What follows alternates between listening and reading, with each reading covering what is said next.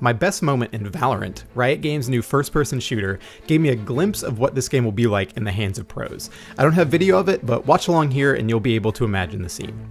So, I'm huddled alone in a corner near one bomb site, and I know I don't have a chance of sneaking in and playing the package strapped to my back. The defense has just wiped out the other 4 members of my team, and they know I'm close. They're just waiting for me to step around the corner. So instead, I activate my ult, an ability I've been charging up for half a dozen rounds. After a tense, vulnerable few seconds, I teleport clear across the map to bomb site B and arm the bomb. At this point, my adrenaline is pumping with the thought of pulling off a 1v4 upset. And then, well, I blow it. While the bomb charges up, their team rushes across the map, arriving in time to disarm it. Instead of hiding and picking them off, I go at them guns blazing. If I'd been smart, I'd have used my other abilities to obscure their vision and delay them from disarming. But a couple bullets in me, and my brilliant plan is ruined. That's pretty much the gist of Valorant, a tactical shooter that looks and feels a whole lot like Counter-Strike, but with the addition of hero abilities from other modern games like Overwatch. Despite those abilities, Valorant is a deeply traditional game that borrows heavily from Counter-Strike's design. The offense has to plant a bomb, and every round you can buy new weapons and armor, including some classics like the AK-47 and a revolver. You even pull out a knife to run at top speed.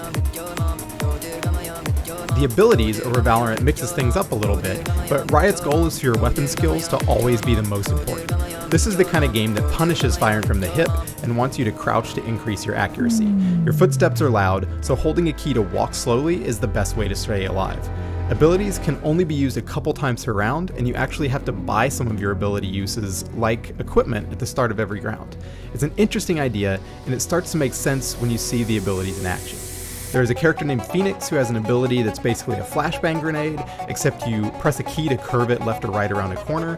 Another character can heal teammates. Another can place trip mines and a spy cam to keep tabs on a room. There's Viper, who has a bunch of poison abilities that you can use to zone enemies.